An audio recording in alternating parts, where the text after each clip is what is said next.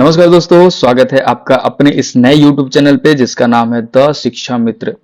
दोस्तों, कल हम लोगों ने इंडियन इकोनॉमी का एक सीरीज स्टार्ट किया था जिसमें हम लोग बेसिक्स ऑफ इकोनॉमी और बेसिक्स ऑफ इंडियन इकोनॉमी को डील कर रहे हैं। मतलब भारत की अर्थव्यवस्था और अर्थव्यवस्था से संबंधित जो भी बेसिक एंड इंपॉर्टेंट कॉन्सेप्ट्स है उसको हम लोग इस सीरीज में डिस्कस करेंगे, जो कि अन्य बहुत सारे कॉम्पिटिटिव एग्जाम्स में पूछा जाता है, चाहे वो आपका यूपीएससी का एग्जाम हो या फिर आपका स्टेट पीसीएस का एग्जाम हो या फिर आपका कोई भी वन डे एग्जाम्स हो जैसे कि एसएससी हो गया, अदर स्टेट कॉम्पिटिटिव एग्जाम्स हो गया।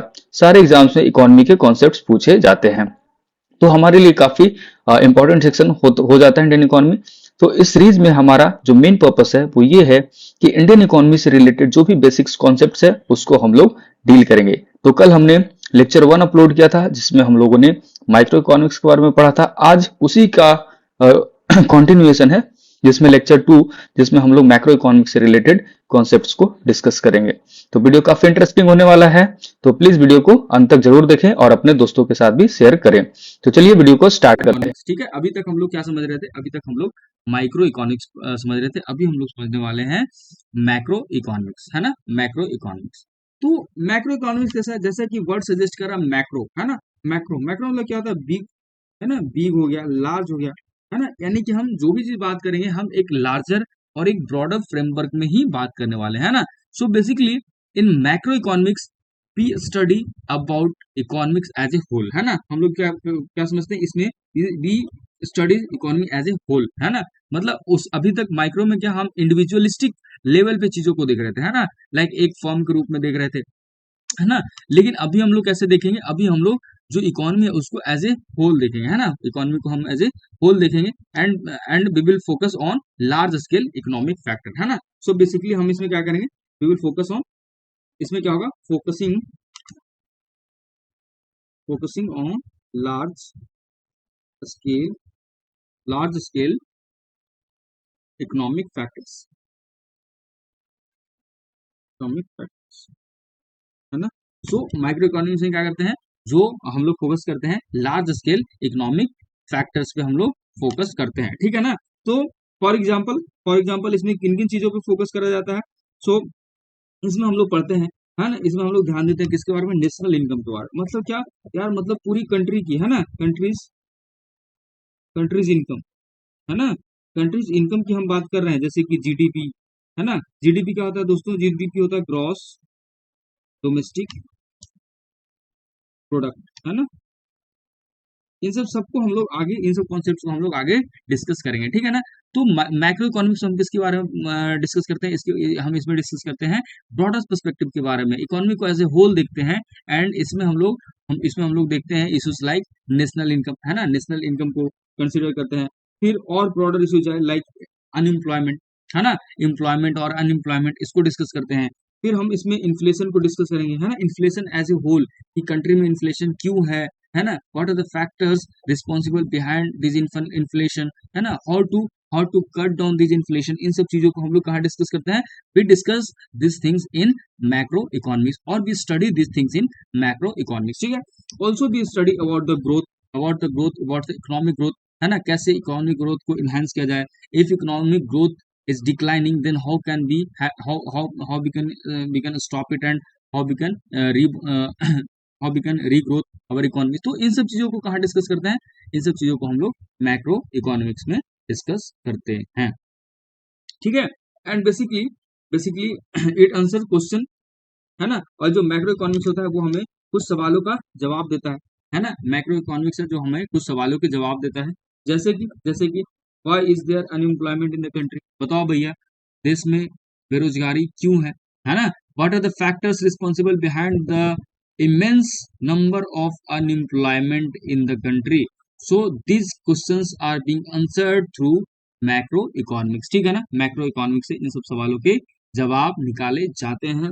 उसके अलावा why do prices of goods keep rising, है ना। जो आजकल भाई हर चीजों की जो दाम है वो आसमान क्यों छू रही है ना। Why do prices of goods keep rising, क्यों क्यों सारे के सारे सामान महंगे होते जा रहे हैं, है ना। That lead to, it means what? It means inflation. Inflation मतलब होता है क्या? है ना, राइज इन प्राइसेस, है ना।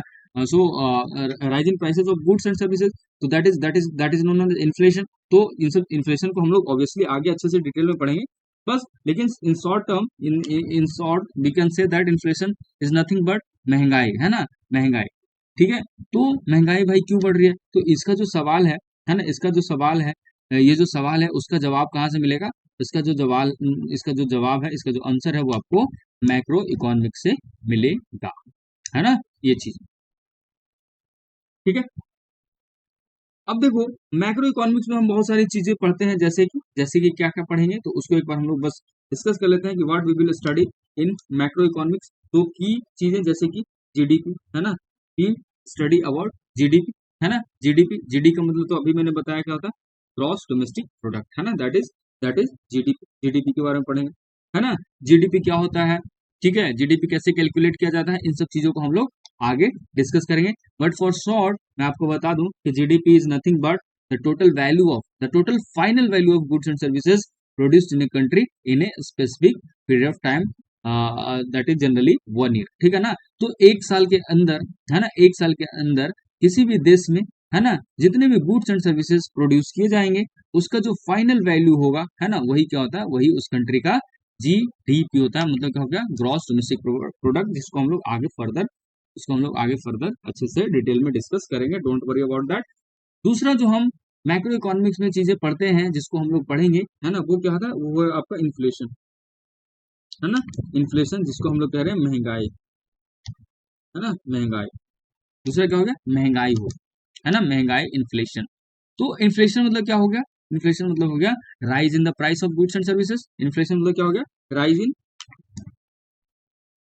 Price of goods and services, है ना। इन्फ्लेशन मतलब क्या हो गया, rise in price of goods and services. इसका एक और मतलब क्या हो सकता है, दूसरा मतलब क्या हो गया भाई, पैसा का वैल्यू गिर गया, है ना। या तो पहली बात क्या है, जैसे सपोज सपोज मान लो 10 रुपीज, 10 रुपीज में आप एक पेन अभी खरीद रहे हो, है ना, 10 रुपीज में आप एक पेन खरीद रहे हो, मतलब क्या, जो 10 रुपया है वो कैपेबल है एक पेन खरीदने के लिए, है ना।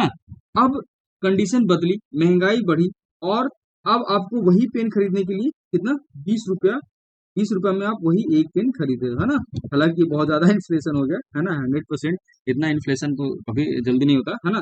तो बेसिकली ना 20 रुपीज में आप क्या कर रहे हो, एक पेन खरीद रहे हो। पहले आप एक पेन कितने में खरीद रहे थे, एक पेन पहले आप 10 रुपीज में खरीद रहे थे।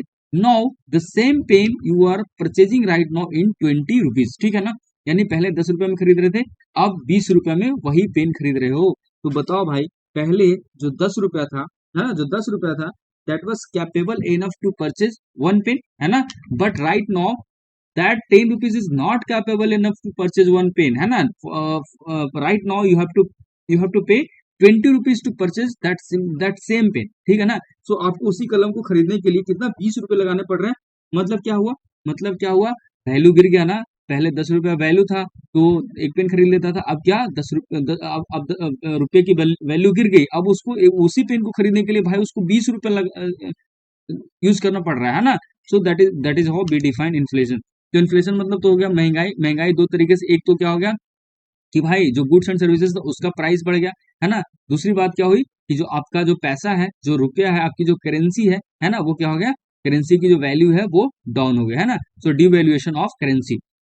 सो बेसिकली क्या हो गया, इसमें आपका डिवैल्यूएशन ऑफ करेंसी हो रहा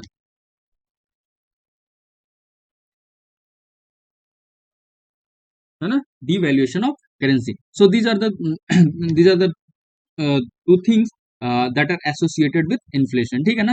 तो ये चीज इंपॉर्टेंट है, इसको समझना जरूरी था, ठीक है, ये चीज हो गया।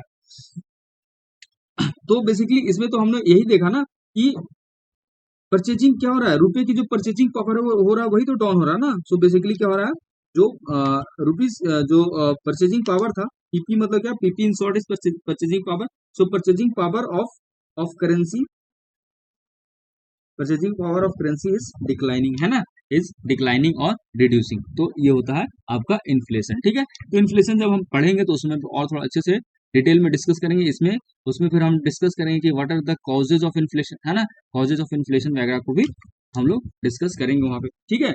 उसके अलावा जो हम मैक्रो इकोनॉमिक्स में चीजों को पढ़ते हैं उसमें आपका कुछ और चीज है, जैसे कि आपका हो गया अनएम्प्लॉयमेंट, है ना, अनएम्प्लॉयमेंट, है ना। अब अनएम्प्लॉयमेंट क्या होता है फ्रेंड्स? अनएम्प्लॉयमेंट मतलब होता है बेरोजगारी, है ना। अनएम्प्लॉयमेंट मतलब क्या होता है? बेरोजगारी, मतलब कि now you are eligible to work but you are not getting work to do, ठीक है ना। So basically what you are searching, searching for work but you are not getting work, so that is unemployment, ठीक है ना। तो ये हुआ, मतलब इसमें अनएम्प्लॉयमेंट में एक बड़ा ही कंफ्यूजिंग पॉइंट होता है। लोगों को लगता है कि भाई जो जिसको जॉब नहीं मिल रहा है क्या सबको अनएम्प्लॉयड कहेंगे? नहीं, those who are willing to work, है ना। एक वर्ड यहाँ पे है विलिंग टू वर्क, एक जो कीवर्ड यहाँ पे क्या है, willing to work, willing to work, है ना। तो वैसे लोग जो काम करना चाहता है, व्हाट अबाउट देम, जिनको काम अवेलेबल है बट वो करना ही नहीं चाह रहे, बिल्कुल आलसी टाइप से बैठे हुए हैं आराम से, ठीक है ना, दंड बैठक कर रहे हैं, तो उनको क्या होगा? उनको अनएम्प्लॉयड नहीं कह सकते भाई, उनके पास काम है वो, लेकिन वो करना ही नहीं चाहते हैं, तो क्या आप उसको अनएम्प्लॉयड कहोगे? नहीं।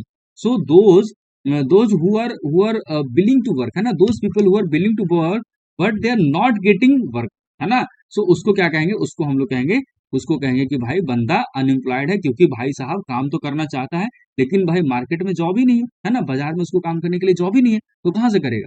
तो उसको क्या कहेंगे? उसको हम कहेंगे कि बेरोजगार है, अनएम्प्लॉयड है, क्योंकि वो काम ढूंढ तो रहा है but he is not getting work, है ना। लेकिन दूसरा आदमी भाई काम पड़े हुए हैं लेकिन आराम से डंड मार के सो रहा है, ठीक है ना, आराम से लेटा हुआ है, टीवी देख रहा है, तो भाई उसको अनएम्प्लॉयड नहीं कहोगे, because he is not willing to work, ठीक है। ये चीज हो गया। बट हम लोग जब अनएम्प्लॉयमेंट पढ़ेंगे then we will discuss about types of unemployment, है ना। बहुत तरह के एम्प्लॉयमेंट अनएम्प्लॉयमेंट के टाइप्स होते हैं, जैसे जैसे डिसगाइज अनएम्प्लॉयमेंट हो गया, साइक्लिकल अनएम्प्लॉयमेंट हो गया, स्ट्रक्चरल अनएम्प्लॉयमेंट हो गया, है ना। तो इन सब चीजों को हम लोग डिटेल में डिस्कस करेंगे, तो उसमें हम और अच्छे से एक्सप्लेन करेंगे, ठीक है ना। उसके अलावा और हम लोग क्या पढ़ते हैं मैक्रो इकोनॉमिक्स में, उसको बस देख लेते हैं अभी थोड़ा सा। तो इसमें हम लोग और पढ़ते हैं आपका फिस्कल पॉलिसी के बारे में, है ना, फिस्कल पॉलिसी, फिस्कल पॉलिसी के बारे में भी हम लोग पढ़ते हैं इसमें, ठीक है ना। फिस्कल पॉलिसी बेसिकली क्या होता है दोस्तों, एक ब्रीफ में मैं बता दूं, तो फिस्कल पॉलिसी जो है that is related to the use of government spendings and taxation, ठीक है ना। सो गवर्नमेंट है वो कहाँ पे कितना पैसा एक्सपेंड कर रही है ना, कहाँ पे कितना पैसा स्पेंड कर रही है ना, टैक्सेशन से कितना पैसा आ रहा है, तो इन सब चीजों को बारे में, है ना, हम लोग इसमें जो ये सब जो चीज है वो फिस्कल पॉलिसी में आता है, एंड इस ये जो इसके बारे में भी हम मैक्रो इकोनॉमिक्स में ही पढ़ते हैं। And apart from that we also about monetary policy, है ना, मॉनेटरी पॉलिसी। तो इसमें हम लोग मॉनेटरी पॉलिसी के बारे में भी डिस्कस करते हैं, ठीक है ना, मॉनेटरी पॉलिसी के बारे में भी हम लोग इसमें चीजों को डिस्कस करते हैं। उसके अलावा हम लोग और क्या पढ़ते हैं? उसके अलावा हम लोग इसमें पढ़ते हैं बैलेंस ऑफ पेमेंट के बारे में, है ना। बीओपी क्या होता है? बीओपी होता है बैलेंस ऑफ पेमेंट, है ना। बीओपी का फुल फॉर्म क्या है? बीओपी का फुल फॉर्म है बैलेंस ऑफ पेमेंट, है ना। तो बैलेंस ऑफ पेमेंट बेसिकली क्या होता है? जो बैलेंस ऑफ पेमेंट है ना वो बेसिकली एक रिकॉर्ड है ना। So a record of all financial transaction between country and rest of the world, है ना। आपका देश जो पूरे वर्ल्ड के साथ, क्योंकि देखो आज के डेट में कोई भी जो इकोनॉमी है ना, कोई भी इकोनॉमी है वो क्लोज्ड इकोनॉमी तो नहीं है, है ना। कोई भी जो इकोनॉमी है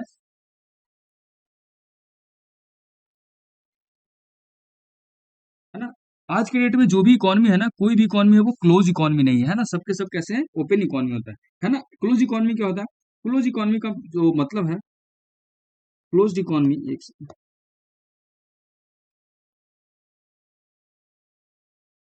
क्लोज्ड इकोनॉमी का मतलब हुआ ना कि no export, no export, no import,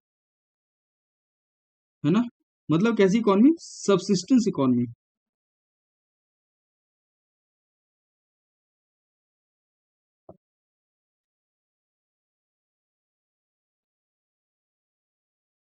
है ना। तो आप बताओ आज आज आज है वो किसका दौर है? आज जो है वो आपका ग्लोबलाइजेशन का दौर है ना। ग्लोबलाइजेशन का दौर है। आपको पता होगा एलपीजी के बारे में, आपको पता होगा एलपीजी के बारे में। एलपीजी का फुल फॉर्म क्या होता है? Liberalisation, privatisation and G for globalisation, है ना। सो जो 90s का जो दौर है ना, जिसमें इंडिया ने भी, है ना, इंडिया ने भी क्या किया, एलपीजी को एक्सेप्ट किया। और एलपीजी का मतलब होता है liberalisation, privatisation and globalisation. Liberalisation का मतलब क्या हुआ कि जो कंट्री है ना, कंट्री की जो इकोनॉमी है, जो खास करके जो गवर्नमेंट है ना, वो कैसा हो, गवर्नमेंट है वो लिबरल हो। लिबरल मतलब क्या होता है, लिबरल मतलब ऐसे माइंडसेट का हो जो थोड़ा फ्रीडम दे, है ना, चीजों को थोड़ा सा फ्रीडम दे। ऐसा नहीं कि वो सारी की सारी चीजों को अपने हाथों में सेंट्रलाइज करके रखे, ठीक है। So that is liberalisation. उसके अलावा जो प्राइवेटाइजेशन मतलब क्या हुआ कि जो स्टेट गवर्नमेंट है, जो गवर्नमेंट है वो ना, वो चीजों को प्राइवेटाइज करे, मतलब जो प्राइवेट एंटिटी है, उनको भी क्या दे, उनको भी ये क्षमता दे, है ना, कि भाई अगर वो किसी भी चीज का प्रोडक्शन करना चाहते हैं, है ना, इकोनॉमिक एक्टिविटी में हिस्सा लेना चाहते हैं, तो बड़े आसानी से क्या कर सकते हैं, वो हिस्सा ले सकते हैं, चाहे वो उनको प्रोडक्शन का काम करना हो, फैक्ट्री लगाना हो, तो इन सब चीजों में। और ग्लोबलाइजेशन बेसिकली क्या हो गया, ग्लोबलाइजेशन मतलब हो गया जिसको वैश्वीकरण कहते हैं। मतलब क्या हुआ कि आप चीजों को, है ना, आपका जो कांटेक्ट है, आपका जो कनेक्शन है, वो पूरे वर्ल्ड के साथ बन रहा है ना। आप क्या कर रहे हो, एक पूरे वर्ल्ड के साथ एक पार्टनरशिप, एक रोल, एक जो एक रिलेशनशिप डेवलप कर रहे हो, जिसमें आपके गुड्स हैं, है ना, जो आपका जो मार्केट है, आपकी जो इकोनॉमी है वो ओपन है ना। आपकी इकोनॉमी कैसी है, आपकी जो इकोनॉमी इकोनॉमी है वो ओपन इकोनॉमी है ना, आपकी इकोनॉमी ओपन है। और जो दूसरे कंट्री के लोग हैं, वो अपने उनका जो प्रोड्यूस है, उनका जो गुड्स है, वो आपकी कंट्री में आ सकते हैं, और आपका जो गुड्स है वो दूसरे के कंट्री में जा सकते हैं ना। सो बेसिकली है, वो क्या करता है, ये जो आपका ग्लोबलाइजेशन है, वो बेसिकली एक्सपोर्ट एंड, है ना, इम्पोर्ट इम्पोर्ट एंड एक्सपोर्ट को फैसिलिटेट करता है ना। एक्सपोर्ट एंड इम्पोर्ट जो एक्टिविटी है, इसको वो बेसिकली क्या करता है, फैसिलिटेट करता है। तो ये चीज ठीक है। तो जो बैलेंस ऑफ पेमेंट है ना, बैलेंस ऑफ पेमेंट क्या है, वो क्या करता है, एक रिकॉर्ड मेंटेन करता है। बैलेंस ऑफ पेमेंट में क्या करता है, बेसिकली एक रिकॉर्ड मेंटेन करता है ना, ऑफ ऑल फाइनेंशियल ट्रांजैक्शन, जितने भी फाइनेंशियल ट्रांजैक्शन होता है बिटवीन द कंट्री, है ना, and the rest of the world, ठीक है। तो एक्सपोर्ट में क्या होगा, मतलब जैसे सपोज सपोज ये,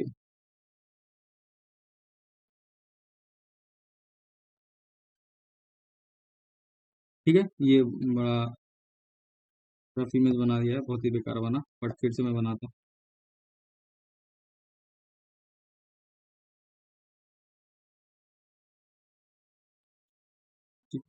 ये हमारा प्यारा भारत है, फिर भी बना ठीक ठाक, ठीक है।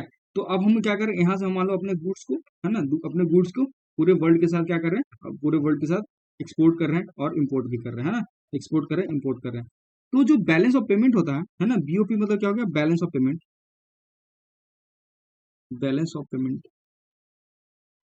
है ना। तो इसके थ्रू हम क्या कर रहे हैं, इसके थ्रू हम बेसिकली एक एक रिकॉर्ड मेंटेन कर रहे हैं, है ना। हम क्या कर रहे हैं, एक रिकॉर्ड मेंटेन कर रहे हैं कि भाई इंडिया का जो ट्रेड है ना, इंडिया का जो क्या है, कौन कौन सी कंट्री के साथ इंडिया का फाइनेंशियल ट्रांजैक्शन हो रहा है ना। सो बेसिकली क्या कर रहा है,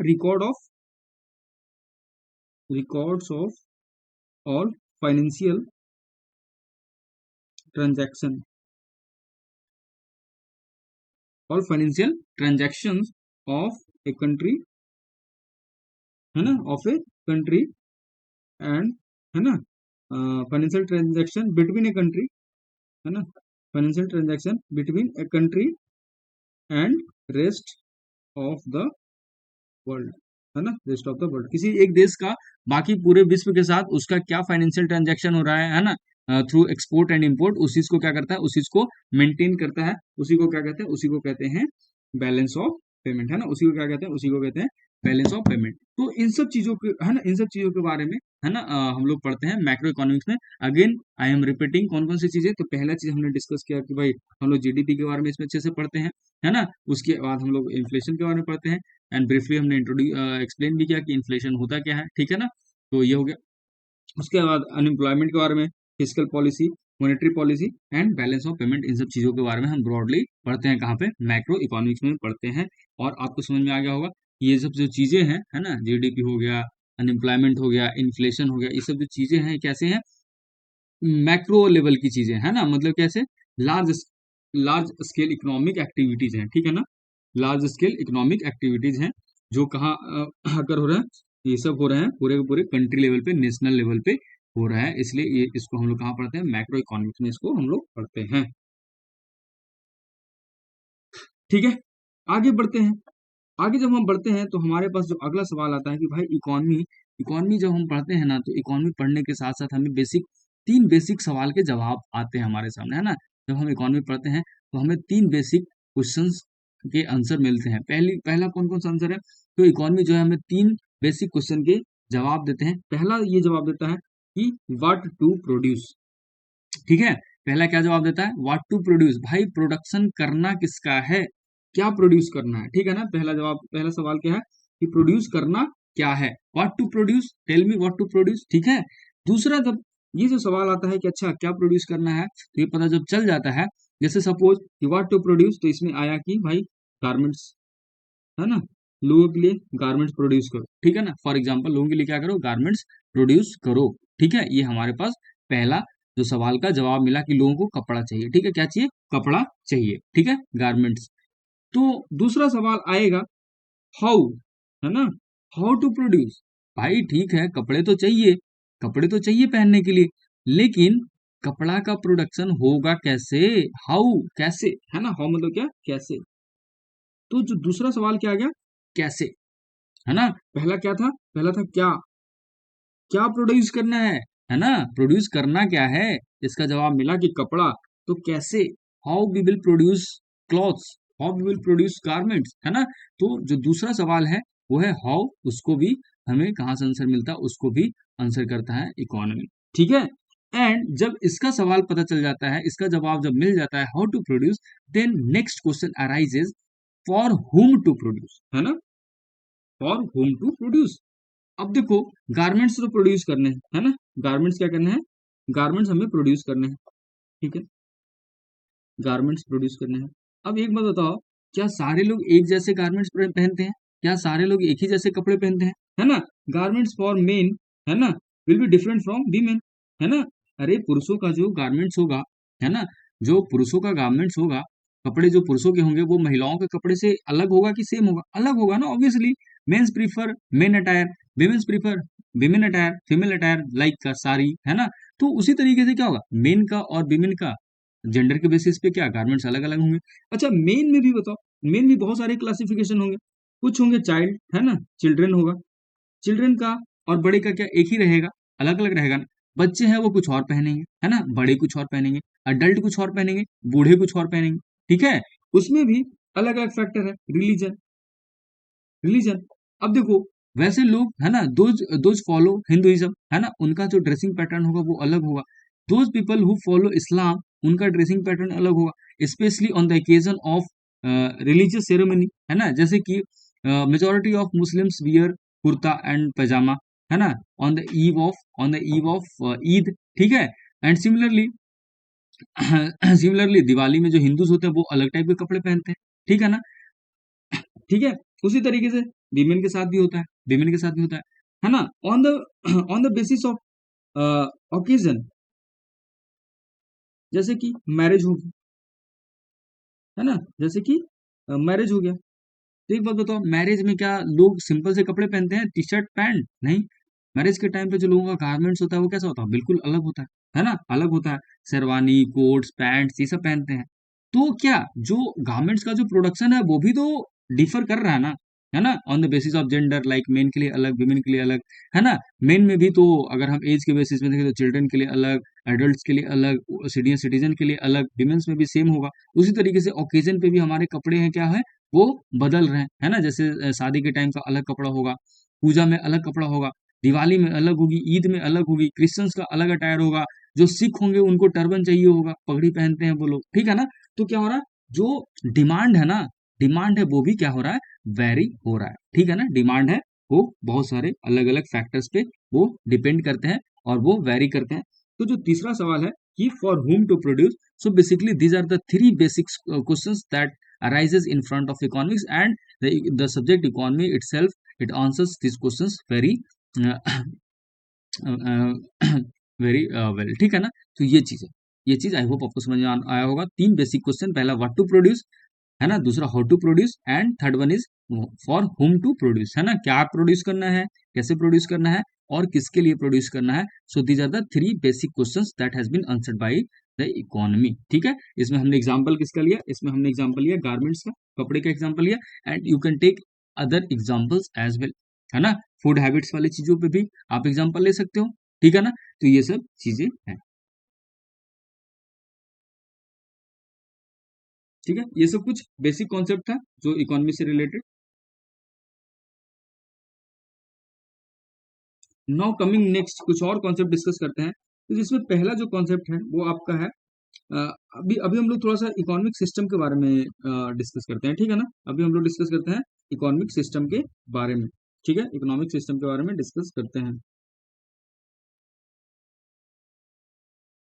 तो बेसिकली इकोनॉमिक सिस्टम में हम लोग क्या डिस्कस करेंगे, तो इकोनॉमिक सिस्टम में हम लोग डिस्कस करेंगे कि भाई कौन कौन से टाइप के इकोनॉमिक सिस्टम है वो अवेलेबल है ना, कौन कौन से टाइप के जो इकोनॉमिक सिस्टम है वो वो अवेलेबल है ना, मार्केट में अवेलेबल है, मतलब पूरे वर्ल्ड में कौन कौन से इकोनॉमिक सिस्टम है वो प्रैक्टिस करे जाते हैं। ठीक है ना, तो बेसिकली बेसिकली तीन टाइप के इकोनॉमिक सिस्टम है, वो प्रैक्टिस करी जाती है थ्रू आउट द वर्ल्ड। पहला हो गया, पहला जो सिस्टम है वो है capitalist, capitalist system of economy, है ना, ये कैपिटलिस्ट इकोनॉमिक सिस्टम है, जो पहला इकोनॉमिक सिस्टम है जिसका नाम क्या है, कैपिटलिस्ट इकोनॉमिक सिस्टम, जिससे जिसे मार्केट इकोनॉमी भी कहा जाता है ना। तो पहला क्या हो गया, पहला तो हो गया कैपिटलिस्ट इकोनॉमी, जिसे मार्केट इकोनॉमी कहते हैं। क्यों कहते हैं इसको हम लोग अभी जस्ट तुरंत देखेंगे, है ना।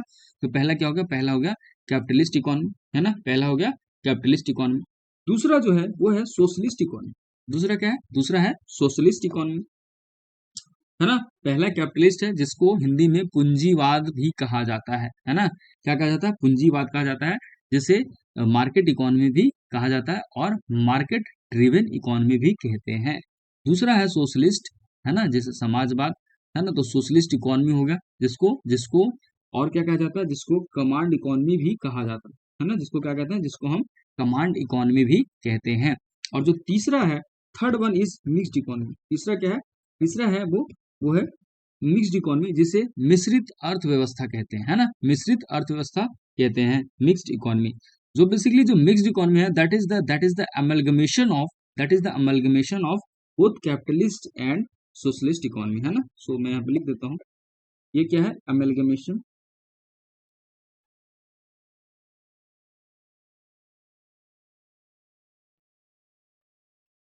Amalgamation of both capitalist and socialist. Actually थोड़ा मेरा हैंडराइटिंग पुअर है, तो इसको आप माइंड मत कीजिएगा, ठीक है ना। सो जो मिक्स्ड इकोनॉमी है वो क्या है, that is the amalgamation or the mixture of both capitalist and socialist economy, that is why it is known as mixed economy, जिसे हिंदी में मिश्रित अर्थव्यवस्था कहते हैं, है ना, जिसे हम लोग क्या कहते हैं, हिंदी में मिश्रित अर्थव्यवस्था कहते हैं। ठीक है,